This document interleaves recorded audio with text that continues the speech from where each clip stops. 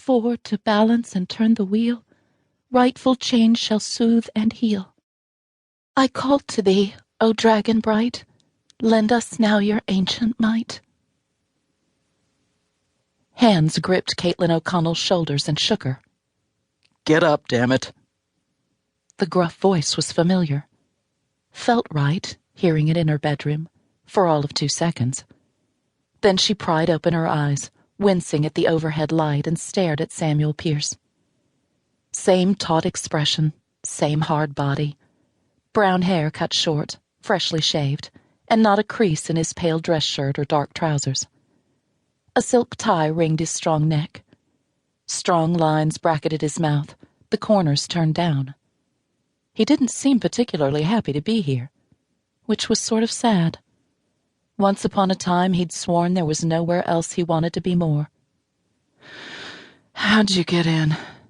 She muttered. Was he aware his thumbs caressed her shoulders? She glanced down, then back up again. Sam looked down at his hands, let go of her shoulders, and straightened. With his gaze still on hers, he raked a hand through his hair and sighed. Now all 6 feet 2 inches of his sturdy frame loomed, bristling with ill-concealed impatience.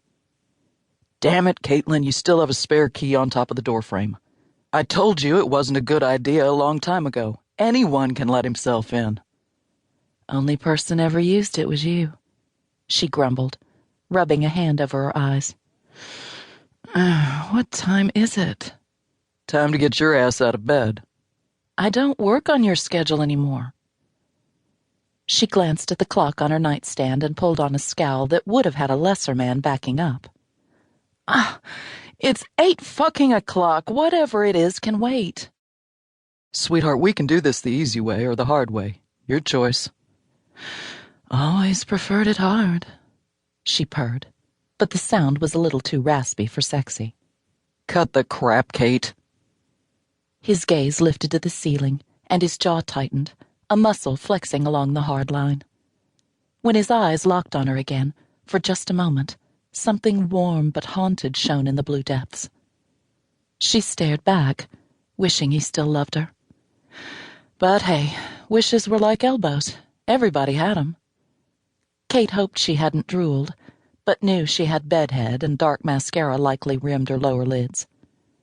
Just great. First time she'd seen Sam alone in months, and he had the advantage. How much did you have to drink last night? He asked quietly. What do you care? She said thickly, hiding her face with her arm. Enough. Slept good. A faint, staticky whisper sounded inside her head, and her hand shot out for the glass on her nightstand.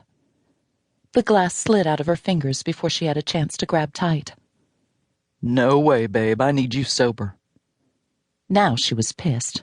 Her head began to pound. She came up on her elbows. I'm not your partner anymore, not a cop, and I don't get out of bed before noon. With a quick move, he peeled away the sheet covering her. Ugh!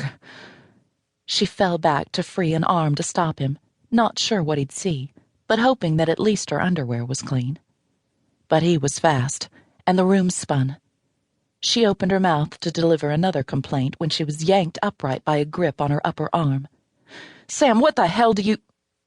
A grunt sounded as he pulled her over his shoulder and stomped toward the bathroom. Upside down, her stomach lurched.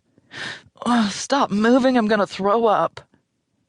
He came to a halt at her shower, rustled the curtain, and turned on the faucets. Then he dumped her on the tiled floor under a spray of cold water. The water made her jump. She sputtered, cursing, and pushed back her hair to scowl up at him. Why are you doing this? Get washed up. Sam's lips twisted in disgust. You're coming downtown with me. Sitting in the bottom of the stall, she firmed her lips, ready to tell him to go to hell. His stark, angry expression halted her. I need you. Just those 3 words were all it took.